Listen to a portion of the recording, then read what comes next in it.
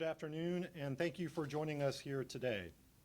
We have some important items to go over, and after our brief remarks, we'll try to take a few questions. First, I want to introduce the three people who have joined me today for this announcement. Assistant Attorney General Kristen Clark of the Civil Rights Division, Special Agent in Charge Doug DePodesta of the Memphis FBI Field Office, and First Assistant United States Attorney Reagan Fondren. Almost 8 months ago, I stood at this podium to announce that our office, together with the Civil Rights Division, had opened a criminal civil rights investigation into the circumstances leading to the tragic death of Tyre Nichols. I said that the investigation would be thorough and methodical, and that, as with any other investigation, we would go where the facts led us. That day, I also made a point to say that we care deeply about potential violations of constitutional rights here in my hometown. And I told the citizens of Memphis that I want this city to be a place where justice is done. To do justice, we must ensure that everyone's civil rights are protected. Earlier this afternoon, a federal grand jury returned an indictment charging 5 former Memphis police officers with violating Tyre Nichols' civil rights, resulting in Mr. Nichols' death. The indictment also charges those same 5 defendants with obstruction of justice.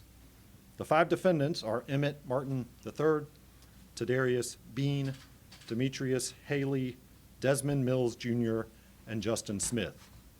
In a moment, I will discuss the specific charges against the defendants, but first, I would like to invite Assistant Attorney General Clark to the podium.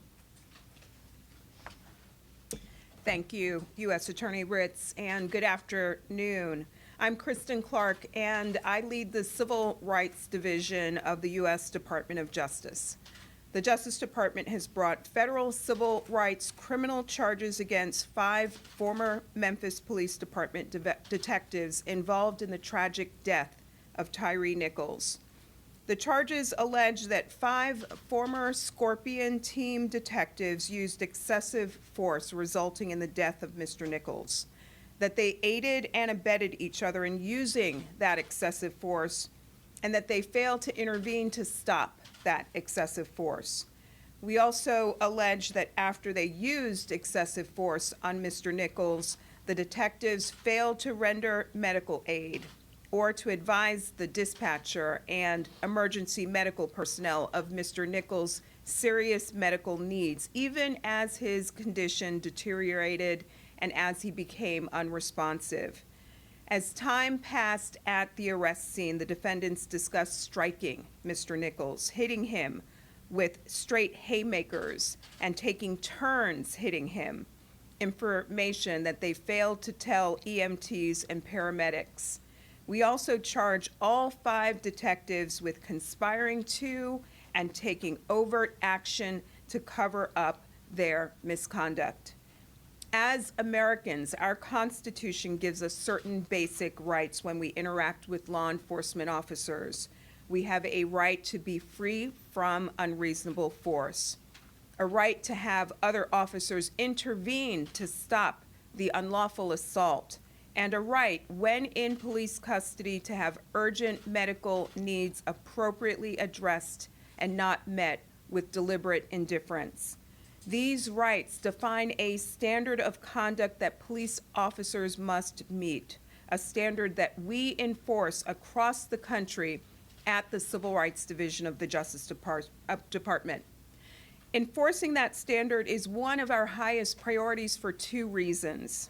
First, our obligation to protect people's constitutional rights, and second, our mission to ensure effective policing in our communities.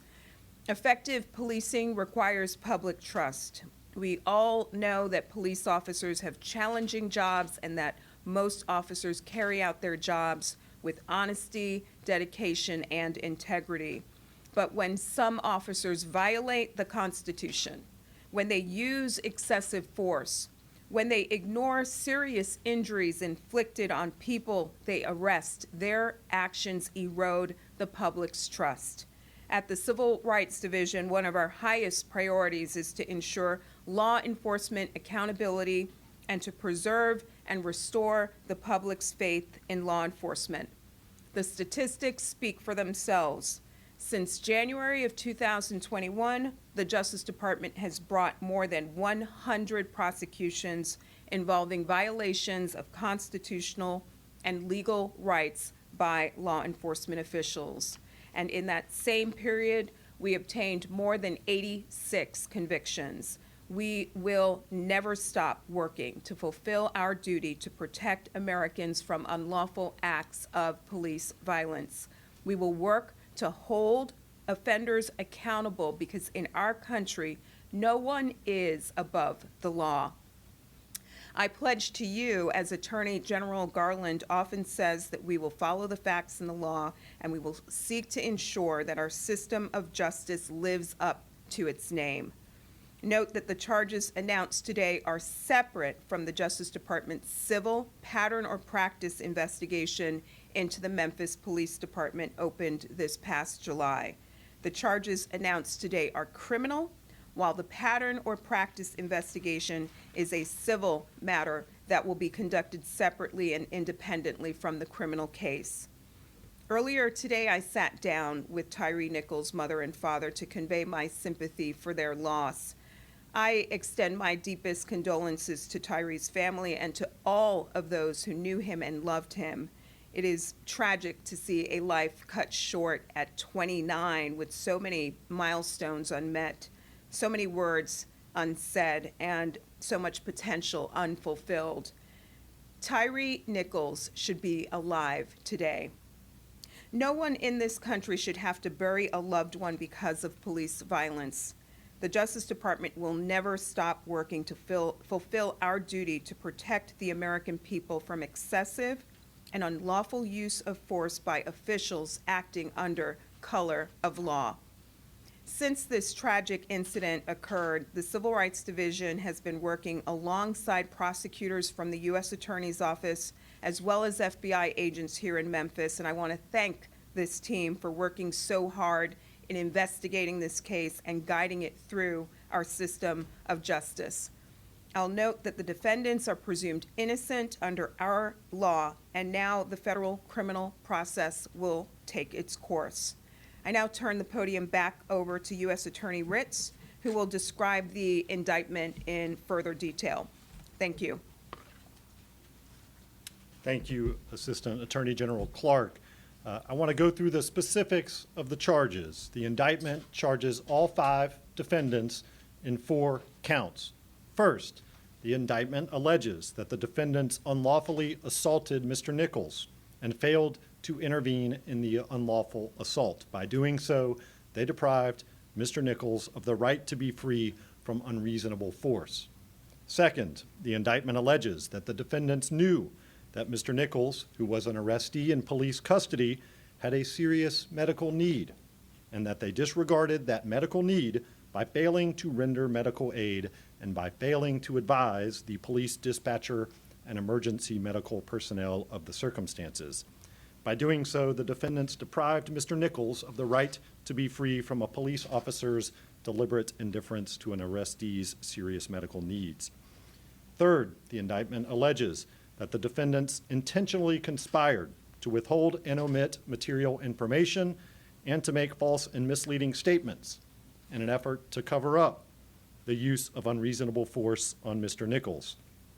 The indictment lists several overt acts in furtherance of this conspiracy, including that the defendants did not tell the MPD dispatcher, an MPD supervisor, Memphis Fire Department EMTs, or Memphis Fire Department paramedics that they knew Mr. Nichols had been struck repeatedly, that the defendants used their body-worn cameras in such a way as to limit the capture of evidence at the arrest scene, and that the defendants provided false and misleading information about the arrest scene for the official incident report. Finally, the indictment alleges that the defendants obstructed justice by providing false and misleading information and withholding material information in their communications with a police supervisor and a police detective, both of whom were tasked with writing reports on the arrest of Tyree Nichols.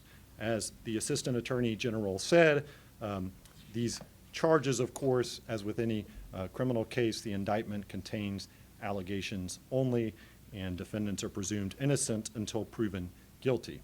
I want to say that the first two counts alleging civil rights violations resulting in death carry a sentence of up to life in prison, and the other two counts, the obstruction of justice counts, carry a potential prison sentence of up to 20 years in prison.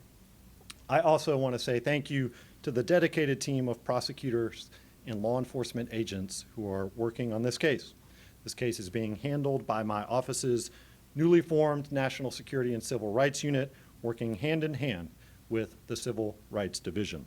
I'm proud of our team and proud of their commitment to protecting the civil rights of all Americans. Now we are able to take just a few questions.